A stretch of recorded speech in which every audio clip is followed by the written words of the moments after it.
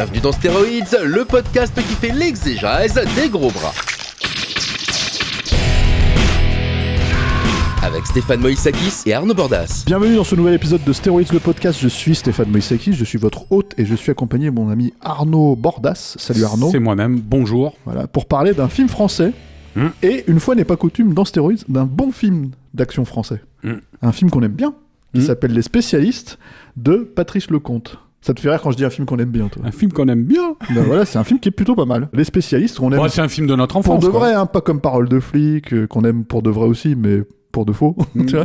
Là, c'est on aime pour de vrai, pour de vrai. Ouais, et puis c'est-à-dire c'est un film de notre enfance. Moi, je me rappelle, j'avais l'affiche qui était bien badass là dans ma chambre, toi. J'avais eu dans Pif Gadget, je me rappelle. Et c'était impossible, mais ils l'ont fait. Il y avait écrit dessus. Et donc voilà, ouais, ça a été un film d'aventure de notre enfance, français, avec deux grosses stars de l'époque. On était un peu à une période de bascule, là, c'est-à-dire d'ailleurs Belmondo ou Delon, je ne sais plus, l'un des deux l'a dit après, quoi, plus tard. C'était Lecomte qui a raconté ça sur Une chance sur deux, là, son film où il réunissait Belmondo et Delon.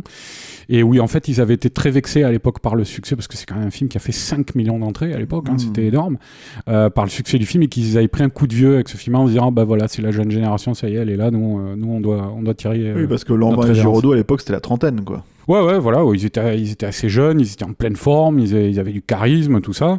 Et donc voilà, c'est vrai que ça a été le grand film d'action français de quand on avait 10 ans, on va dire, quoi, 8-10 ans, quoi.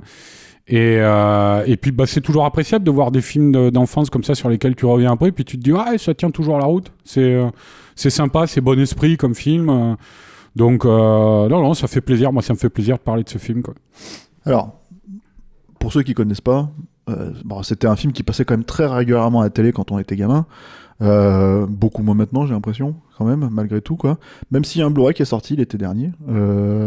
Donc voilà, c'est quand même un film qui existe, en fait, encore une fois, qui est pas effacé du paysage du cinéma français, comme pas mal de films d'action de cette époque-là, mine de rien, de cinéma policier, quoi. Au point qu'ils envisagent d'en faire un remake à l'heure actuelle. Tout à fait, écrit par Guillaume Le Mans. Écrit par Guillaume Le Mans, qui était venu dans un de nos podcasts. C'est pas nous qui... Non, je crois il me semble qu'il en a un peu parlé publiquement, sinon tant pis, désolé. Tant pis pour lui. tant pis Guillaume. Mais donc oui, effectivement, c'est un film qui est resté dans les esprits. Alors peut-être qu'il repasse pas aussi régulièrement que ce que tu disais à l'époque où on était ado, étudiant ou je sais pas, mais c'est vrai que c'est un film qui est quand même resté dans les esprits. Puis voilà, classique TF1, quoi, c'est ça que je veux dire. Ouais. Non, encore une fois, c'était 5 millions d'entrées, c'était l'équivalent, même à cette époque-là, vers le milieu, on arrive au milieu des années 80. Belmondo et Delon, ils étaient sur le point de ne plus connaître de tels succès, quoi, hein. Vraiment, c'était pour un film d'action avec des jeunes acteurs comme ça, c'était inespéré, quoi. Le pitch. Ouais, j'allais te dire, peut-être on va pitcher un peu. Je te l'ai demandé, mais t'as fait genre non, j'ai pas entendu. Ouais, j'ai botté en touche. Ouais, c'est très facile le pitch, hein. C'est vrai. Alors t'as 30 secondes.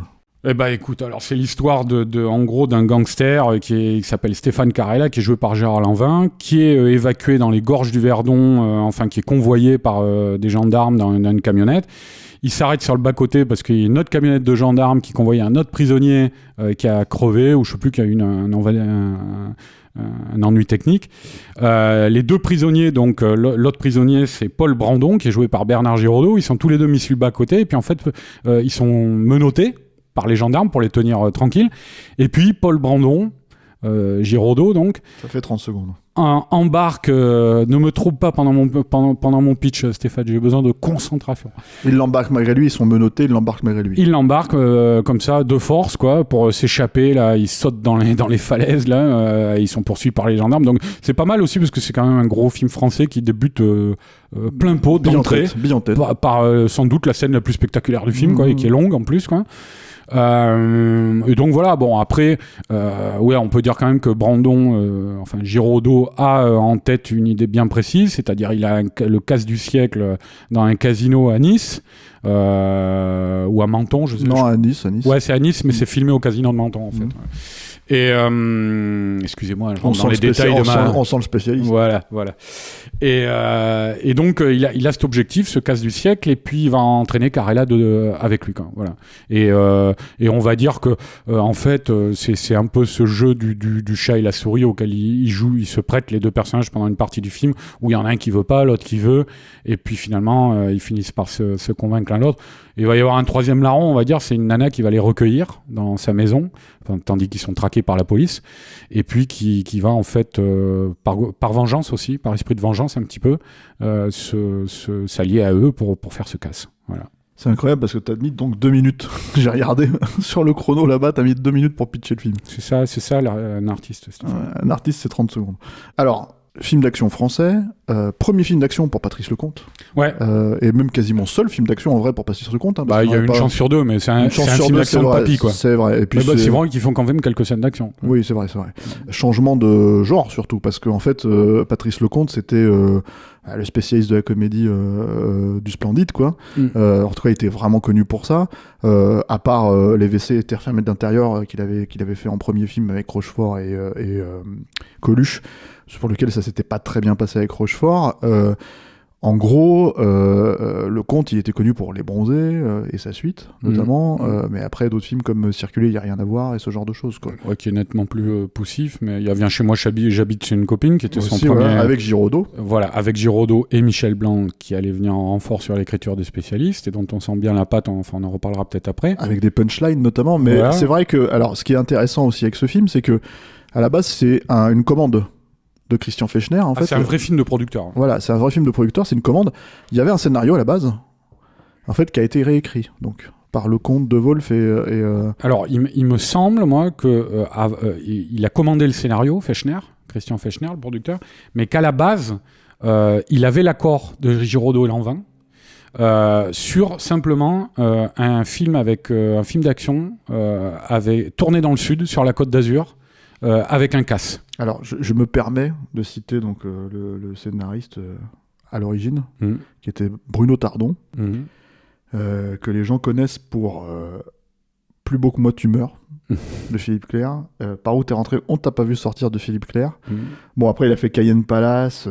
Un petit peu le David Mamet français, quoi. Et il était un peu sur Une chance sur deux. Mais bon, voilà, quoi. Non, mais voilà, le truc, c'est, je pense que Fechner, après, il a pris ce mec pour écrire le scénario, mais le deal de base, c'était ces 3 éléments là, dans la narration. Lanvin, Giraudot qui avaient donné leur accord parce qu'ils s'appréciaient tous les deux, ils imaginaient bien de se faire un film ensemble. Et puis à partir de là, Fechner, il a fait écrire un scénario et il est allé voir Lecomte. C'est-à-dire, Lecomte raconte souvent, il l'a appelé, et je crois qu'il l'a fait venir à son bureau, et puis il a dit, voilà, j'ai ça, toi, Giraudot, Lanvin, Côte d'Azur, film d'action, ça t'intéresse ? Et Lecomte a dit banco, on y va.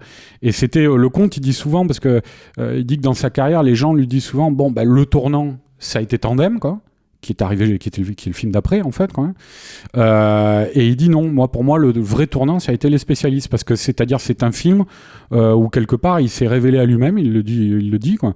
C'est-à-dire, il venait de la comédie, il pensait qu'il était fait que pour ça. Et puis là, Fechner lui propose ça, il dit tiens, film d'action, pourquoi pas. Et puis il s'est éclaté à le faire, quoi. Et il s'est dit c'est cool, je sais le faire en fait, quoi. Et voilà, quoi. Donc, et on lui a proposé que des films d'action d'ailleurs derrière. Et en fait, lui, il était emmerdé parce qu'il voulait vraiment faire Tandem. C'est un film que personne ne voulait faire. Ouais, c'est quelqu'un, je pense, tranquillement en fait, sans désir de prendre les gens à contre-pied, toi. Mais c'est quelqu'un qui a toujours désiré ne pas aller là forcément où on attendait qu'il aille. Il avait envie de tenter en tout cas différentes expériences. Et voilà, et c'est pour ça que par la suite, il n'a pas voulu forcément tout de suite refaire un film d'action et qu'il s'est orienté vers les films qu'il a fait ensuite, tu vois, Tandem, Le mari de la coiffeuse, Monsieur Livre. Et qui ont exactement les mêmes mérites que les spécialistes et voir les comédies d'avant. C'est-à-dire, en fait, pour moi, Patrice Lecomte, c'est un peu le cinéaste de la simplicité. C'est-à-dire que c'est vraiment quelqu'un... Et je dis ça, c'est une qualité, c'est une vraie qualité, en fait. C'est ce qu'il y a de plus dur à obtenir. Voilà, c'est ça. Et en fait, cette simplicité qui comment dire... dans certains films, comme Le mari de la coiffeuse ou Tandem, en fait, touche à la grâce, en fait. C'est-à-dire vraiment, il y a quelque chose de l'ordre de... C'est inexplicable d'arriver à avoir un équilibre aussi subtil, en fait, si tu veux, avec des sujets hyper casse-gueule. En Tandem, c'est très casse-gueule. Le mari de la coiffeuse, c'est très casse-gueule. Les Spécialistes, c'est un film pour le coup beaucoup plus balisé, on va dire, si tu veux. C'est un buddy movie, hein, clairement. Mais par contre, en fait, il n'y a pas d'ironie. En fait, à l'idée de faire le film, il le fait vraiment avec un travail. Alors, il a son équipe à lui, hein, c'est-à-dire qu'il a Patrick Devolf au scénario et Michel Blanc. Donc, Devolf, il a quand même écrit avec lui Tandem plus tard. Il a beaucoup écrit avec lui. Voilà. Ridicule, je crois que c'était. Non, lui Ridicule, aussi, c'est non pas lui, non, c'est Rémi Waterhouse. Et pour le coup, il n'a, si je dis pas de bêtises, en fait, Lecomte n'a rien retouché sur Ridicule. Il a vraiment tourné le scénario tel quel.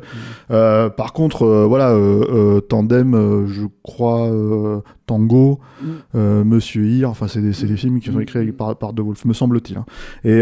Et en gros, cette simplicité-là, en fait, si tu veux, c'est exactement ce qui manque, moi, à mon sens, hein, à tous ces films de genre français qui essayent d'exister aujourd'hui, tous les gros films en fait qui ressortent une fois de temps en temps, en fait, si tu veux, et qui sont soit faits sans réelle, envie, tu vois, soit fait avec une espèce de complexité. L'artificialité. Voilà, je mets vraiment de côté les films que moi j'estime être des films de réalisateurs, comme les films de Florent Emile-Ossiri, évidemment. Mais je te parle vraiment des films d'action, des productions, des trucs de producteurs, en fait, si tu veux, qui sont torchés par les réalisateurs de Bouge et ce genre de choses, quoi, tu vois. Non, c'est vrai, il y a une certaine... c'est un film qui a l'air un peu de couler de source, quoi, tu vois. Quoi, une légèreté. Ouais, c'est léger. Je pense, moi, que Michel Blanc, qui a été appelé en renfort sur le film, a en grande partie amené cette légèreté dans les dialogues. Ça a toujours été, je pense, Michel Blanc, un très bon dialoguiste. Après, pour peu qu'il ait des comédiens qui arrivent bien à mettre ces dialogues en bouche, c'est le cas de Giraudot et Lanvin qui sont parfaits. Il chie le charisme déjà. Ouais, et puis il chie le charisme. Ah oui, moi je les trouve vraiment très très très charismatiques, et puis surtout il y a ce truc c'était deux personnages en fait qui existaient déjà dans ce domaine-là en France. Alors dans des films pas très reluisants, hein, faut être honnête, tu vois. Même si bon, il y avait le Prix du danger par exemple pour Lanvin déjà, mais Giraudot il avait fait Rue Barbare, ça c'est pas des grands films, c'est des films. Bon, moi Rue Barbare je trouve ça relativement sympathique, mais ça se prend pas trop le chou, quoi, tu vois. Mais c'est des films qui ont des velléités spécifiques, si tu veux. Et là en fait pour le coup ils glissent dans le film, ils sont vraiment c'est une évidence en fait. Ouais, et donc je disais, ouais, il y a pas mal de punchlines comme ça que s'approprient les deux acteurs, qui sont un mélange d'esprit un peu, enfin typique de Michel Blanc, hein, c'est-à-dire un mélange d'esprit de Titi parisien, puis en même temps de jeunes des années 80, tu vois. C'est un langage un peu fait sur des répliques du tac au tac, tu vois, quoi, qui s'enchaînent comme ça, quoi. Et Lanvin et Giraudot sont très bons à ce jeu-là, ils forment un tandem vraiment réussi. Donc ça c'est une chose, tu vois, quoi. Après effectivement il y a l'action à proprement parler, quoi. On l'a dit, mais la longue scène dans les gorges du Verdon au début, quoi. Enfin, moi je me rappelle de Yannick là, dans son émission qui gueulait les gorges du Verdon comme ça. Mais c'est vrai que c'est un lieu. Yannick il gueulait sur quoi? Et il avait parlé des spécialistes. Ah oui, il parlait de ça. Ouais, il a dit putain les mecs, mais il a répété 3 fois les gorges du Verdon, quoi.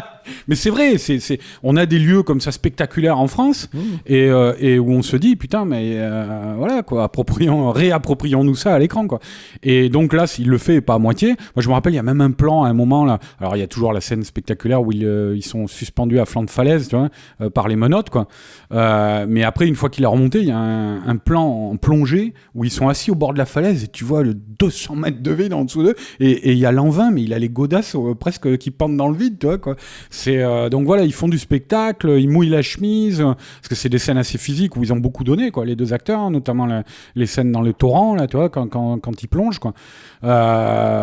Donc voilà, encore une fois, je crois que dans le cinéma français, c'est assez plaisant d'avoir une scène comme ça d'action aussi longue à l'entrée d'un film. Après, tu as la scène du casse, bon, qui est un peu plus plan. En dernière partie du film, qui est un peu plus convenu. Mais le film, il y a pas forcément, tu vois, je parlais de le personnage de la femme, que ce soit l'actrice ou le personnage en lui-même, c'est pas ce qui a le plus réussi dans le film, quoi, tu vois, quoi. Elle est un peu là comme une fonction pour leur permettre d'interagir, quoi, tu vois. Christiane Jean, elle est mignonne. Oui, c'est une actrice assez belle, quoi. Mais bon, le personnage est pas, tu sais, je me rappelle à la fin, la manière dont on quitte le personnage est très les 20 dernières minutes on la voit quasiment plus quoi tu vois quoi. Donc bon, c'est pas ce qu'il y a de plus réussi dans le film, mais le cœur du projet, l'affiche tu vois, elle est là, elle est bien là. Les deux acteurs tiennent le défi quoi tu vois quoi. Et c'est ça qui pour ainsi dire fait le prix du film quoi. C'est un petit film à twist. Ouais. Est-ce qu'on révèle le twist ou pas? Je sais pas, ça vaut pas forcément le coup, mais en fait, c'est convenu aujourd'hui, hein, mais c'était un petit film à twist à l'époque, quoi. Ouais, c'est un twist sur les raisons de pourquoi faire le casse et comment ça se fait que ces deux personnalités se retrouvent en fait finalement alors, à travailler main dans la main, quoi. Ouais, c'est un twist. Qu'est-ce qu'on fait? On le dit ou... Non, bah ouf, si tu veux, mais vas-y, mais si t'as quelque chose à dire. Bah, il y a un des deux personnages qui est un flic, quoi, tu vois, mais qui a monté tout le coup, en fait. Qui a monté tout le coup, voilà. Mais ça, tu l'as pas pitié, ça, mon vieux. Ouais, mais bon. Voilà, peut-être au début je voulais pas dire le pitch, non. mais c'est pas un truc, c'est un truc qui est amené progressivement, notamment à travers les réunions de Giraudot. C'est pas un twist, c'est pas un revirement à 180 degrés, tu vois, où t'es là, tu vois. Les petits, moi ça participe aussi de l'humour du film, tu vois. Les réunions en sous-sol de Giraudot avec son chef là, qui est joué par cet acteur génial, là, Maurice Barrier, qui était une gueule, une vraie gueule quoi, du cinéma français des années 80-90 quoi. Qui est mort l'an dernier. Ouais, et puis que je sais plus, par exemple, j'ai plus en tête là tous les films, mais il a dû jouer dans des Francis Weber, des trucs comme ça. Et il joue ce personnage qui est dans son look totalement improbable, quoi, avec un impair remonté avec le col remonté jusqu'au menton, un bob enfoncé sur la tête, là, un bob en tissu, quoi. Et il a une allure, on dirait un agent secret de cour de récré ou l'inspecteur Gadget, quoi, tu vois. Et Barrier le fait avec sa décontraction et sa badasserie habituelle, tu vois. Et leurs échanges avec Giraudot sont assez goûtus, quoi. C'est un acteur qu'on a vu, alors toi, je suis en train de regarder dans Le Gang de Jacques Deray, par exemple, Le Retour de Martin Guerre, bon, les spécialistes, on l'a dit, hein, Le Marginal. Le Marginal, ouais. Il a pas fait... Voilà, c'est les compères. Je crois qu'il se prend un coup de téléphone dans la gueule de Depardieu ou un truc comme ça, là, je sais plus. Ouais. Ça serait pas de Pierre Richard qui se le prend, le coup de téléphone dans la gueule, c'est sûr, tu vois. Enfin, voilà, c'est effectivement un de ses seconds rôles un peu truculents, quoi. Donc on l'a dit, un buddy movie aussi, ce qui est quand même pas finalement assez fréquent hein, en France, et certainement pas à cette époque-là. C'est-à-dire dans ce truc de partager la tête d'affiche avec deux grosses vedettes, tu vois, c'est vrai que Belmondo et Delon avaient tenté le coup une première fois avec Borsalino, tu vois. Oui, mais c'était pas encore, on n'était pas dans le genre n'existait pas vraiment. Ouais. Là, c'est un peu pensé comme tel en fait, si tu veux. C'est les spécialistes, j'ai envie de dire. Ouais, après, c'est aussi que, donc, buddy movie, c'est aussi un film qui régurgite quelques poncifs du genre, tu vois, enfin, la figure des deux détenus qui fuient attachés par des menottes, là, ou par une chaîne. T'avais un film avec Sidney Poitier et Tony Curtis, j'ai oublié. Les Enchaînés, je crois. Non, c'est pas Les Enchaînés, parce que Les Enchaînés, c'est le Hitchcock. Ouais, je me rappelle plus, mais c'était ça le pitch aussi, quoi. Donc c'est un truc qui est je crois que le Nous ne sommes pas des anges, qui était un remake déjà d'ailleurs de La cuisine des anges avec Bogart, là. Le Nous ne sommes pas des anges de Neil Jordan avec De Niro et Chappelle. Il y avait cette idée au début. Au début, ouais, il fuit aussi comme ça, quoi. Alors moi, quand j'étais... c'est l'idée de faire côtoyer deux mecs, enfin l'idée du buddy movie, tu vois, mais par le biais de cette chaîne de prisonniers, l'idée de se faire se côtoyer deux mecs qui peuvent pas se blairer, quoi. En 1996, quand c'est sorti, en fait, il y avait ce film là qui s'appelait Lien d'acier en français, Fled en anglais, qui était avec Laurence Fishburne et Stephen Baldwin. Ouais. J'étais persuadé que quand j'ai vu la bande-annonce, tu vois, la première fois, j'étais persuadé que c'était un remake avoué, officiel, hein, tu vois, des spécialistes, quoi. Et en fait, pas du tout. Mais réalisé par Kevin Hooks, le réalisateur de Passager 57, voilà, dont on n'a pas fait d'épisode de stéroïdes. Mais je l'ai revu l'an dernier, je suis pas sûr que ça le mériterait, bref. Et pourtant, c'est un film que je trouvais assez sympathique à une époque, quoi. Donc ouais, buddy movie, parce que mine de rien, en fait, c'est-à-dire que c'est un truc en fait aujourd'hui qui existe dans le cinéma français, et le cinéma français, on a tendance un peu à râler sur le fait que en fait, les mecs qui font Top Gun 20 ans après avec les Chevaliers du Ciel. De l'autre côté du périph', c'est le flic de Beverly Hills, mais 30 ans après, tu vois. Donc en fait, on a tendance à gueuler un peu sur le cinéma français en disant putain, mais vous pouvez pas, vous vous sentez obligé en fait de pomper les trucs avec 30 ans de retard, tu vois, ou 20 ans de retard.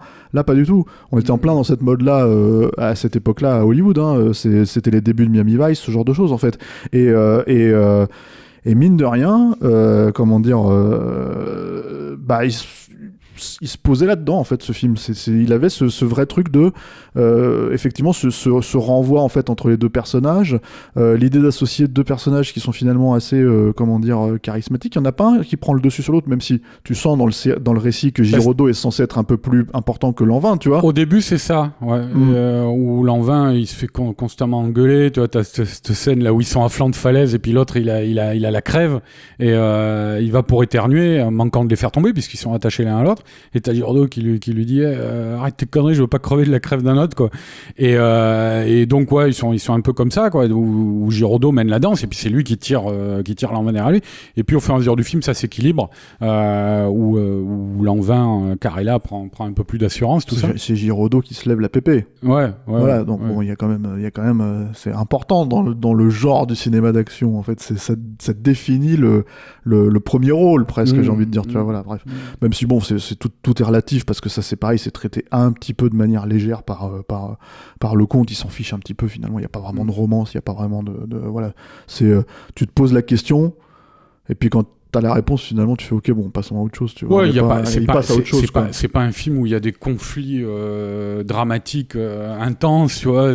C'est un film qui est les choses sont simples. Ouais, les choses sont simples et c'est agréable parce qu'en fait, ça a été totalement conçu comme ça et voulu dans cette optique, quoi. Alors, il y a quand même des petits impératifs importants dans le cinéma d'action français, tu vois, surtout des années 80, tu vois. Donc, on est d'accord que satisfaction de revoir le film et de se rendre compte qu'il y a une petite scène de karaté.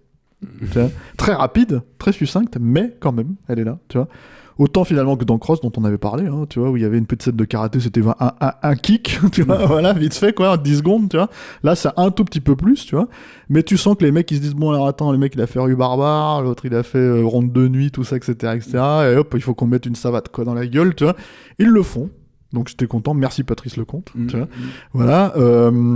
Quelques autres plaisirs, les rues de Nice, mine de rien, en fait, les petites rues de la vieille ville. Hein, ouais. Et puis cette volonté de mettre en valeur un peu d'autres sortes de paysages que la grisaille parisienne. Hein. Que la grisaille parisienne, tu vois. Donc clairement, moi, alors pour être installé là-bas, qui connaît un petit peu la région, c'est vrai que ça m'a fait marrer quand j'ai revu le film là, puisque la dernière fois que je l'avais vu, c'était avant de m'installer à Nice, mais ça m'a fait marrer de voir plein de coins de la région. Ils ont fait du beau boulot au niveau des repérages, quoi.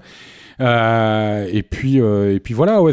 Bon, après c'est vrai qu'à cette époque-là, t'avais un petit peu, t'avais quelques films quand même comme ça. T'avais Joyeuse Pâques avec Belmondo qui avait été tourné à Nice aussi.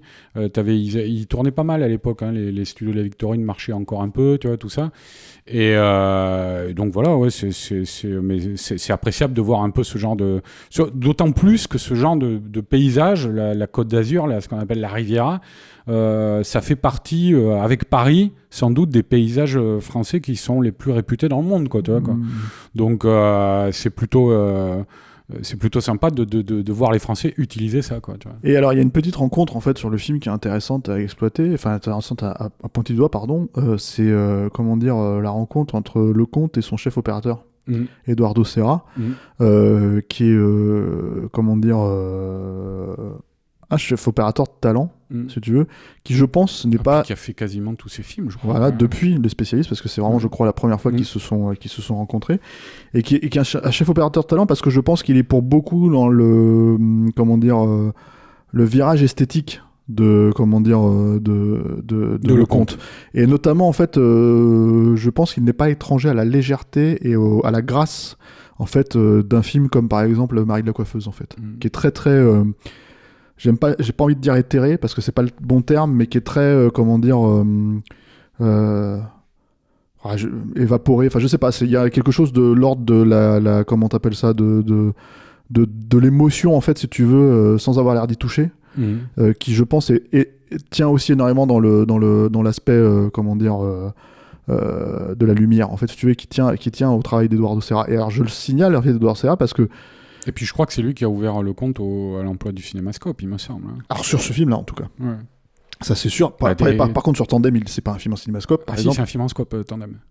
Ah, oui. Ah bon? Ouais, mais le problème de Tandem, c'est qu'en fait, depuis sa sortie salle, alors je n'ai pas eu le Blu-ray entre les mains, mais je crois que ça y est, c'est réparé. Mais jusqu'à maintenant, il était quasiment invisible en scope, quoi. D'accord. Ouais. Okay. Mais c'est un film en scope à la base. Ça, c'était une vraie volonté de la part de Lecomte. Je l'avais entendu en parler. Le fait d'avoir ces panneaux sur les routes, quoi, tu vois, avec le scope large, quoi, c'était. En tout cas, bon, le mari de la coiffeuse, c'est sûr, tu vois, par exemple, et surtout Eduardo Serra.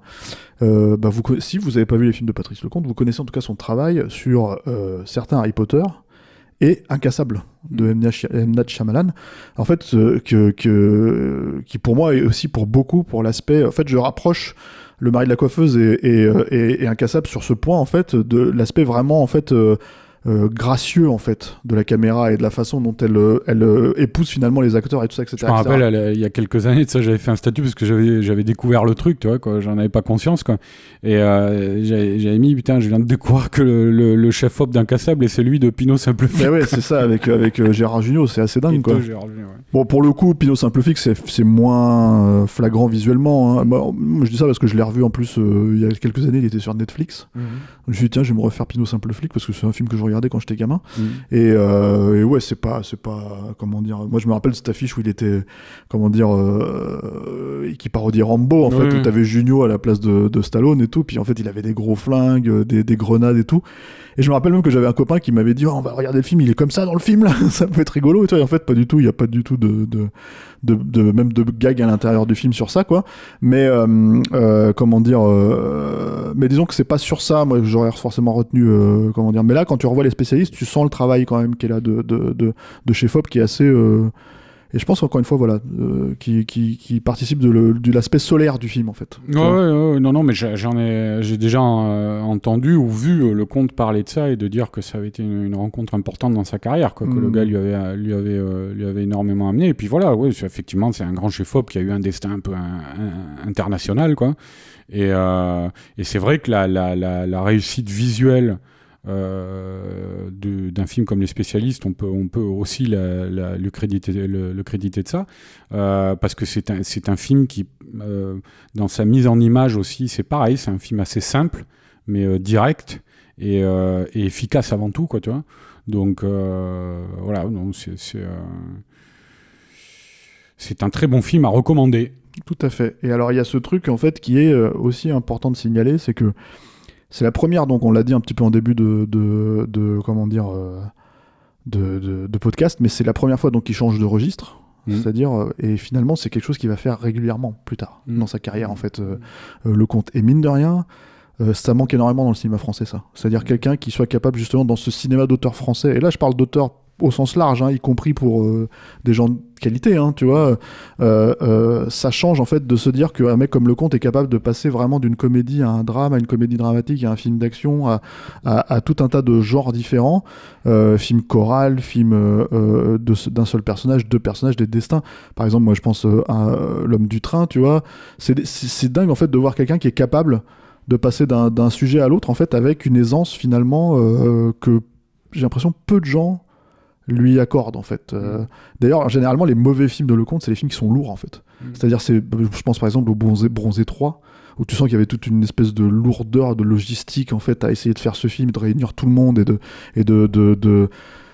tu sentais le poids, en fait, de faire la suite des Bronzés 25 ans après, etc., tu vois. Et ces films-là, ils ne marchent pas parce que, justement, il manque cette espèce d'évidence, en fait, dont Lecomte s'est fait, pour moi, le chef de file, en fait, si tu veux, du cinéma français. Ouais, et puis encore une fois, je pense que il le fait régulièrement, Lecomte, mais il remercie Christian Fechner de lui avoir offert cette opportunité, parce que, mine de rien, c'était à cette époque-là, les mecs qui étaient spécialisés dans l'action, c'était des types très typés, c'était Verneuil, c'était Lautner, c'était des mecs qui commençaient à avoir un peu de bouteille, quoi. Et ça a été la bonne idée de Fechner de se dire, tiens, le gars des Bronzés, je vais lui filer un film d'action, quoi, tu vois. On va tenter le coup, quoi, tu vois, pourquoi pas, quoi. Et bon, évidemment, c'était quelqu'un avec qui il avait déjà travaillé, quoi, tu vois, mais il fallait néanmoins avoir cette intuition-là, quoi. C'était encore une fois, le conte sur les spécialistes. Lui, quand il parle du tournage, il est toujours très... enfin, pour lui, c'est que des bons souvenirs. Le film s'est fait, ça a été du boulot, mais il s'est fait simplement. Tu vois, il s'est fait. Tout le monde était en osmose. Ça n'a pas été un film à problème. C'est un film qui, en fait, du début de sa conception, de son idée, tu vois, jusqu'à la sortie en salle, a été un véritable plaisir, quoi. Et c'est notre copain Laurent Péchat qui a fait une interview qu'on trouve sur YouTube, qui est assez marrante, assez rapide, parce que c'est une interview carrière, mais qui se fait sur 2-3 parties d'une dizaine de minutes chacune, quoi. Et en fait, qui lui pose la question sur une éventuelle suite, comment ça se fait qu'il n'y a jamais eu de suite aux spécialistes, parce que ça, après 5 millions d'entrées, ça pouvait sembler évident d'en faire une, et surtout pour quelqu'un comme Fechner, c'était quand même, faut le dire aussi, il avait un gros côté de tiroir-caisse, Fechner, quoi. C'est marrant parce que apparemment ni Giraudot, qui lui est décédé maintenant, depuis une dizaine d'années, ni Lanvin, ni Fechner, ni Patrice Lecomte se sont posé la question. Apparemment, ils en ont jamais parlé entre eux, et ça démontre bien que, en fait, finalement, si c'est pas une évidence, c'est pas la peine de le faire. Ouais, le film est resté. Le film, sans doute, se suffisait à lui-même, quoi. Voilà. Donc, voilà, ouais, c'est ce qui fait que maintenant, presque 40 ans plus tard, on arrive à l'idée de faire un remake, quoi, parce que voilà, c'est à peu près la vie qu'il a eue pendant 40 ans. Il a bien vécu le film, quoi, mais mine de rien, c'est duré sur une telle période, quoi. C'est pas anodin non plus, quoi. C'est pas anodin. Et puis en fait, après, il y a aussi l'idée de, je sais pas si, je pense pas que ça soit la logique forcément de Guillaume Le Mans, mais en tout cas, c'est probablement la logique des financiers. D'avoir un titre, en fait, qui représente quelque chose de qualitatif, si tu veux, mais qui représente quelque chose qui résonne aux yeux du public français, pour se dire, ah oui, un remake d'un film comme ça, ah oui, c'est quoi déjà? Oui, c'est le film de Giraudot et Lanvin, oui, je vois ce que c'est, etc., etc. Donc le film reste effectivement pour ça, donc ça semble cohérent aussi de le faire pour des raisons de pérennité, on va dire. Ouais, surtout qu'en plus, Giraudot et Lanvin, c'est des acteurs après qui ont fait un peu leur carrière, tu vois, dans les années 80, notamment dans des films d'action. Ils ont continué à en faire chacun de leur côté, tu vois. Je sais pas, par exemple, Giraudot, il a fait Les Longs Manteaux, tu vois. Lanvin, je sais plus encore ce qu'il a fait. Juste après, c'était des trucs genre Saxo, je crois. Mais c'est vrai que c'est plus la première partie des années 80 pour Lanvin, l'action. Mais après, tu vois, on peut pas dire que c'est des mecs qui avaient pas de problème à retourner ensemble. Alors le film, c'est pas du tout le même registre, mais Nicole Garcia les a fait se retrouver Le Fils préféré, une dizaine d'années après, tu vois, dans Le Fils préféré, qui était un drame familial avec Jean-Marc Barr, où il joue 3 frères. Et voilà, mais c'est vrai que apparemment, tu peux imaginer que dans ce film-là, quand ils discutaient entre les prises, puisqu'apparemment ils s'entendaient très bien tous les deux, ils auraient pu évoquer une suite des spécialistes, mais surtout que 10 ans après, ils étaient encore bien, tu vois, ils étaient encore frais, quoi, ils auraient pu le faire. Mais toujours est-il que le comte a dit, c'est comme ça que ça s'est passé. Personne n'a jamais évoqué le truc, quoi. Ils auraient dû se poser la question sur les bronzés 3. Ouais. Mais j'ai pas envie de rester sur une note négative parce que c'est quelqu'un que j'aime beaucoup, Patrice Lecomte, et c'est vraiment un cinéaste. Tu l'aimes bien, ton petit Patrice, hein? Patoche. Non, mais c'est vraiment un cinéaste de qualité et c'est un mec adorable. On le sait, en plus, mais on le sait en fait que c'est quelqu'un de qualité dans l'absolu, c'est-à-dire qu'il a quand même une bonne aura dans le cinéma français, mais pas forcément pour je pense pour les raisons qui sont finalement me semblent pour moi évidentes en fait. C'est-à-dire moi je trouve que moi, personnellement, à l'époque, quand il a enquillé ces 3 films suivants là, des spécialistes, la Tandem, Monsieur Hir et Le Mari de la coiffeuse, c'était le trio royal, quoi. C'était vraiment, pour moi, c'était un peu l'équivalent de ce qu'avait fait Eastwood au moment de Impitoyable, Un monde parfait, Sur la route de Madison, c'est-à-dire enchaîner 3 films comme ça qui soient de tels aboutissements, quoi, pour moi, quoi. Et oublier La Relève. La Relève, c'était les spécialistes, quoi. Ouais. Mais donc non, c'est un type qui a une voix à part, en tout cas. C'est ça, hein, Tandem, faire cette sorte de version de Don Quichotte et Sancho Panza, tu vois, sur les routes de France, dans les petits villages, les autoroutes, les trucs comme ça, quoi. Il fallait le faire, vraiment, quoi. Et c'est quelqu'un, en tout cas, qui s'est toujours remis en question, même qui, des fois, a décevoir. Moi, je me rappelle qu'après, à trop aller vers le versant film d'auteur, ou vers des trucs vraiment à part, tu vois. Il s'est un peu grillé les ailes sur des films comme Le Parfum d'Yvonne, là, qui est absolument très ennuyeux. mieux, quoi, tu vois. Non, mais, mais il essayait, en fait. C'est ça, ouais, le truc, Tango, il s'était essayé à faire du S'oublier, tu vois. Bon, alors il y a 2-3 morceaux rigolos, tu vois, parce qu'il y a quand même des acteurs hauts en couleur, tu vois. Mais bon, ouais, il s'est essayé à des... Moi, je me rappelle, il faudrait que je le revoie, mais j'avais bien aimé La Veuve de Saint-Pierre avec Juliette Binoche et Émir Kusturica, qui était un truc qui se passait je sais plus, en Islande, dans le Grand Nord, sur une île au 19e siècle, avec l'échafaud qui doit arriver de la France pour couper la tête de quelqu'un. Mais c'est peut-être à Saint-Pierre-et-Miquelon, je sais plus. Bon, bref. Mais voilà, c'était un type, à chaque fois, tu le retrouvais sur des projets qui ne ressemblaient atypique, quoi, tu vois. Et je pense que c'est ce qui a fait que... disons que Fechner a senti que le polymorphisme un petit peu du bonhomme pouvait c'est dans sa personnalité, c'est quelqu'un qui vient de la BD à la base, c'est vrai, donc le truc c'est que c'est quelqu'un qui a fait même un dessin animé, il a fait un film d'animation, enfin voilà, donc c'est vraiment quelqu'un qui a un touche à tout. Et en général, en France, bon, c'est moins bien vu que quelqu'un qui reste dans les clous, quoi. Mais voilà, donc c'est encore une fois, méritant, quoi. Il est marrant parce qu'il le fait avec beaucoup de simplicité. Il le met pas forcément en avant. Ça, à dire, mais moi, je suis un papillon qui vole de fleur en fleur, des trucs comme ça. Il en a pas forcément conscience, en tout cas dans les interviews qu'il donne, quoi. Il se met pas en avant par rapport à ça, tu vois. Il est souvent même à s'auto-dénigrer, quoi. Oui, alors jusqu'à un certain degré, par exemple, il a fait du théâtre. Moi, je me rappelle d'une de ces, il y a très longtemps, il y a une dizaine d'années peut-être, hein, il était passé chez Ruquier et il s'était fait démonter la gueule par Zemmour. Alors pas Nolo, parce que je crois que Nolo n'avait pas vu le truc, mais c'était leur grande époque là, le duo là. Et en fait, si tu veux, ce qui était assez marrant, c'est que c'était une séquence qui durait peut-être 10-15 minutes, tu vois, où Zemmour y allait, mais à la Zemmour, quoi, comme un gros dégueulasse, quoi, à mon sens, hein. Personnellement, c'est un mec que j'exècre, quoi. Et en fait, le truc, si tu veux, c'est que en fait, tu te dis, putain, il est sport, il prend le truc dans la gueule, tu vois, alors qu'on sait qu'il a quand même eu des déconvenus avec la critique, hein. Le Contin, il a une époque, il s'est mis en tête de tous les cinéastes là qui gueulaient contre les critiques, hein. Ouais, voilà, c'est ça. Et en fait, tu te dis, bon, il le prend assez sport, tu vois, le truc, et en fait, pas du tout. Il lui fait il dit, écoutez, moi, j'ai juste une chose à vous répondre, et puis il lui fait une espèce de petite fable de La Fontaine où il raconte une histoire. Alors, je suis sûr qu'on la trouve sur YouTube, en fait, ce truc, parce que c'était quand même assez savoureux. Et en fait, il lui dit... Oui, en fait, c'est une hirondelle et un corbeau qui chantent et qui d'un seul coup n'arrivent pas à se départager pour savoir lequel des deux et comment dire, chante le mieux, tu vois. Et un cochon passe par là et il lui demande, tu vois. Et le cochon écoute, il dit, ah oui, bah, en fait, c'est le corbeau qui chante le mieux. Et là, l'hirondelle se met à pleurer. Et le cochon lui dit, mais pourquoi tu pleures? Tu pleures parce que tu n'es pas le premier, parce que je t'ai pas choisi. Et l'autre, il lui répond, non, je pleure parce que j'ai été jugé par un porc.